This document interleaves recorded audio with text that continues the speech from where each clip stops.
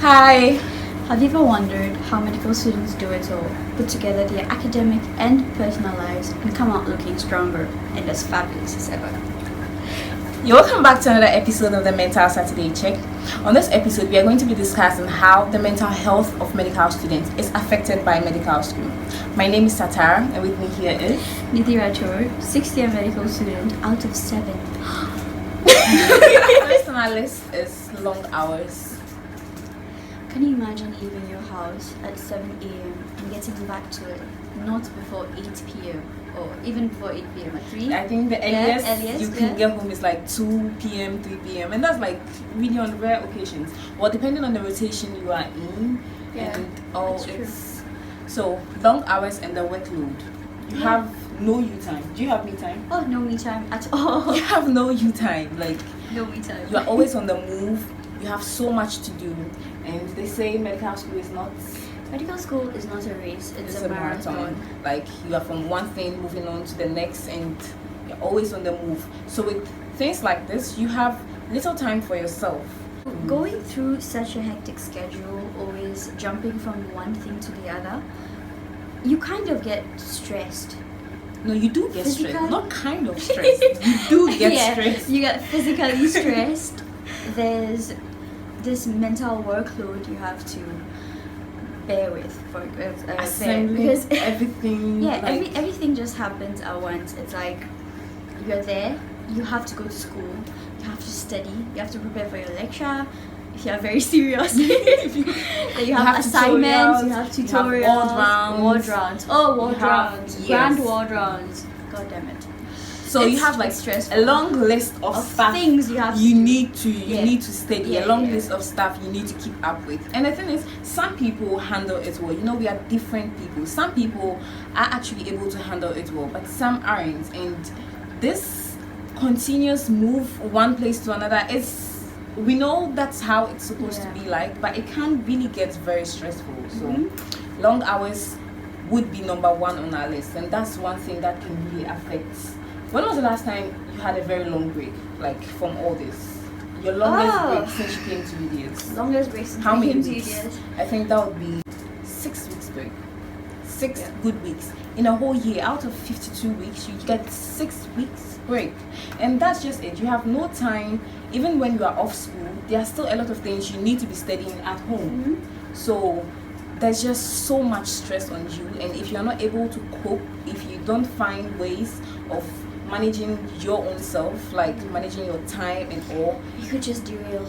Like it gets so overwhelming. Like so it gets really overwhelming. Some people I have some friends, they say sometimes, for example, JCE last year, there was a point in their study time that JCE, junior clerkship exam. Oh yeah, junior clerkship exam. Sorry, medical lingo.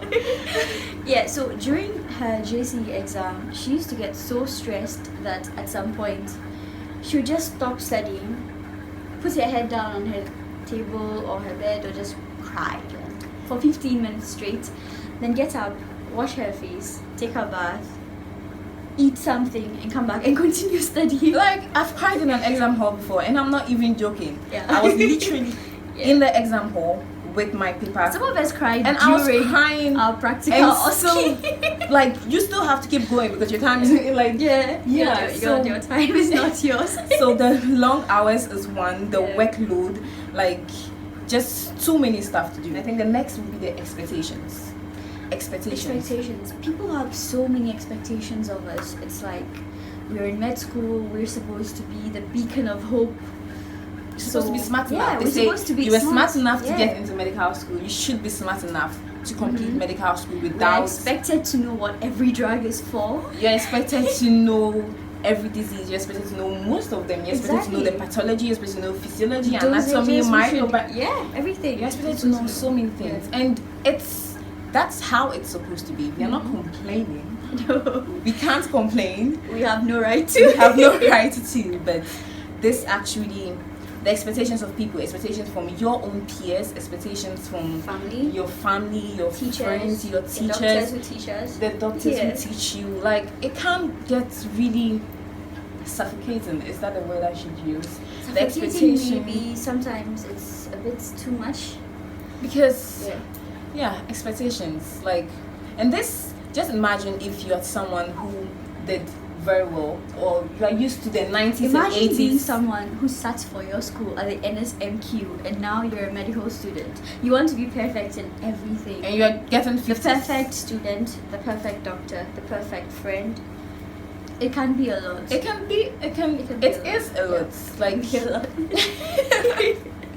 next, I think, should be referrals in the trails. Trails in preclinical, but at the clinical level, they are referred to as referrals. Referrals. For every individual, failure or the idea of failure hits really hard. The whole idea of failure is The whole idea of something- failure, it's something else. something That's else, not something I would want anyone to go through. And in medical school, especially, this takes us back to the expectations. People do not expect you to fail. People do not expect you You're to smart even enough, get yeah. close to failing. So I think the referrals and the expectations come hand in hand, because just imagine, we actually have like people who like trail over and over and over again. That really affects you, especially if you are not someone who is capable of handling such very well. Like, that's Your first trail would be the worst experience of your life. Take it from someone who has gone through it. your Oh. first drill. Oh would yeah, be yeah. The I think worst. that was at preclinical. The first drill. Yeah, 1.3. Oh, Oh, doctor. Yeah, that That block, was yeah. the Biochem block. Biochem. Yeah, biochem block. When you're in medical school, it's not just about your medical school life. You have your personal issues, and we all know there are certain aspects of your personal issues that affect your well-being, right? You have your Yeah. family issues, you have your boyfriend issues, Ooh, Satan. you have your boyfriend issues, you have other issues, and if you're not able to prioritize, you get everything mixed up, and it starts affecting your studies. And when you have a trail and you have these problems, combining your personal life and your medical school life can be hell. It can be hell, yeah. So Yeah. referrals and expectations, how would you say the referrals like affected your mental health? Okay, first of all, you trailed sometimes by 1 mark, sometimes by 2. Mostly it's 1 or 2 marks, and you go there and then you start thinking about everything that went wrong. Like, you could sit down and imagine, what did I do wrong? Did I not study enough? Did I waste too much time? Okay, so Coffee addicts coffee addicts. We have no sleep. Most of us have no sleep. walking around like zombies. Working up, like, Oh, we're coffee. we are sleep deprived. Wait, let's put it this way. We are coffee addicts, sleep deprived zombies walking around trying to put our life together. People see you and they think you have it all together. They like You look well you put look together. well put on the together. outside. You smile a lot. You're dressed. You are dressed. Yeah, dressed to You the are. One other thing that we have to go through, and that's something they do not prepare you for. Nobody ever tells you from the first hand how the death or losing a patient or someone Your first encounter with death. No is one not actually good. prepares you for that. It'll hit you when you don't expect No it. one prepares you for that, and I think this is when we should read. We actually have a patient's We a lost student's a first encounter with death. She wrote something, and I Yeah, I think we'll we read could it out read to it you. Yeah. really quickly. This hospital setting is actually something else. My respect for all health workers just shot up. It's been barely 2 weeks, but I have seen and experienced a lot already. I mean, you have to be strong and control your own emotions like never before. 1 minute you're standing right next to a patient with the doctors, trying their possible best to stabilize their condition. You go home thinking about them, and the next morning, you walk into the ward, The same one. to meet an empty bed. They're gone, just like that. Like, you should pray for the sick and thank God for your life, because Charlie, it's not easy. It's not It's not It's easy. not easy. It's not I easy remember at all. our first clinical meeting, our first week. I think that was our second week. We came to the ward, and that was on a Wednesday. We came to the ward. We had like so many patients. It was the male medical ward. We had like so many patients. The following morning, we came back, And there were just 3 patients. And the first thing everyone started thinking is, we hope we didn't lose this we hope patient. they were discharged. We hope they were discharged. And you just start looking for the folders. You ask the nurses what happened over the night. Were the patients discharged? Or like, because it gets to you. You go home thinking about death. You be like, death just comes.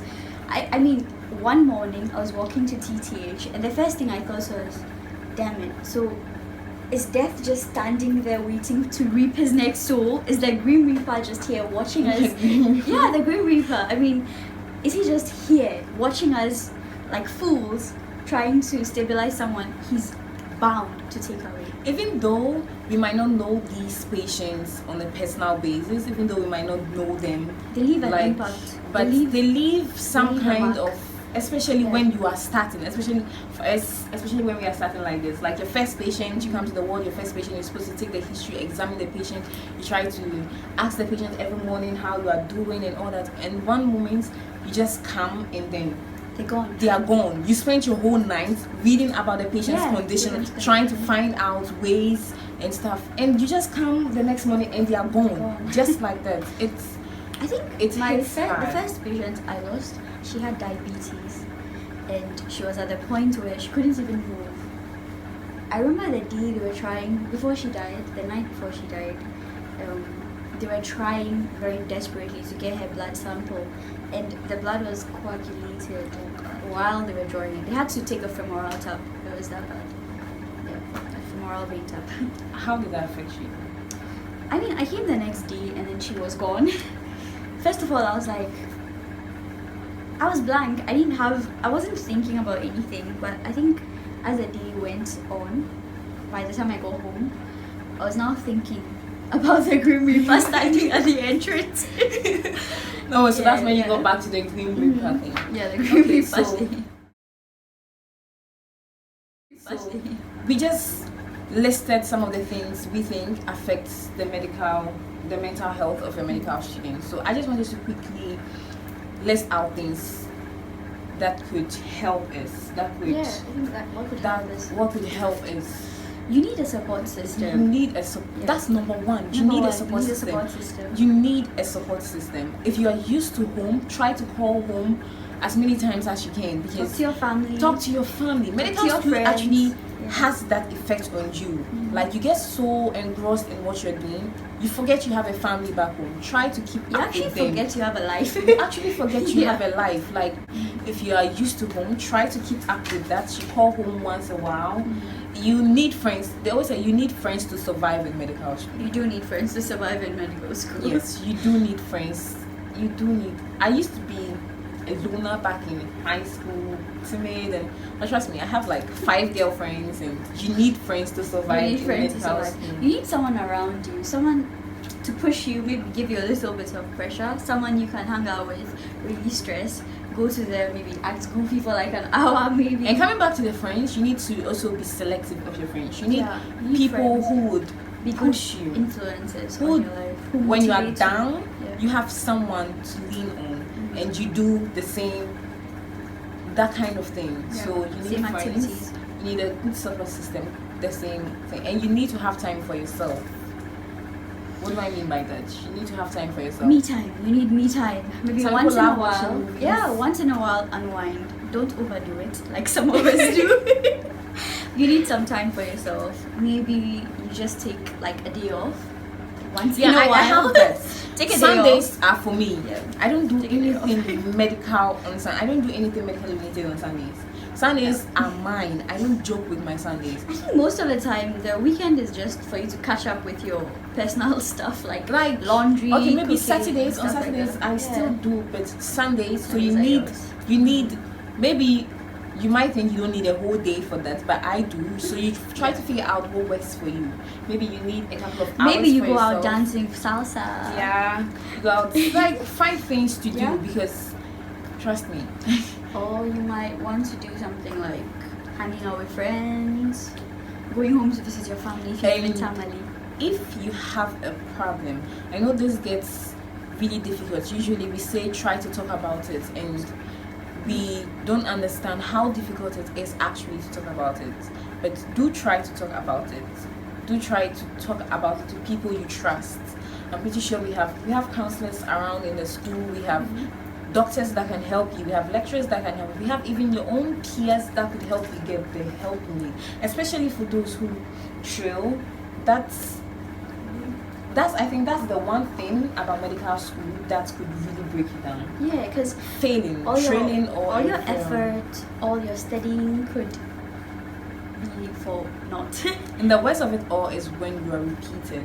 Oh yeah, And you some have to repeat students had to repeat a year, and it's very hard, especially your mates are going forward. You are there trying to go through everything you have already done, maybe. And it's hard because It hurts.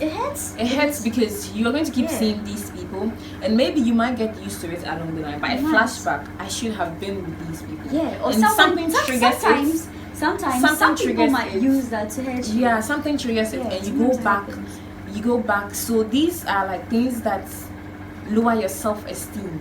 These are things that could lower your self-esteem. Yep. So if you're facing something like this, you have a problem like this, please do try to talk about it. We have the counselors around, which is showing other universities. They also have counselors around you could speak to. We have counselors here in UDS you could speak to. One more thing though is you might ask people for help, and some people don't know how to help you. And it's not their fault. Maybe they might say you are seeking attention, but I think you should rise above that and give yourself the motivation to move forward. It's hard, but you'll get there. That's the whole essence of doing this. Most people don't really understand what mental health is. Usually when you see someone like that, they usually start to peg the person as attention seeking or too low, or a drama queen, or crazy. Yes, and too much. The person is toxic. Something. Just do not let those things get to you, because you already have so much to worry about. You have medical school itself to worry about. You cannot then allow the words and the actions of someone who has never lived your life determine your present or your mental state. Yes, so I think this brings us to the end of today's discussion. Yep. We spoke about certain things that affect the mental health of medical students. We might not have covered everything, but I think we covered a bit of it, and we spoke about some tips as well. Yeah. So thank you very much for watching, and don't forget to like, share, comment, subscribe. Hope to see you on our next Saturday. Bye.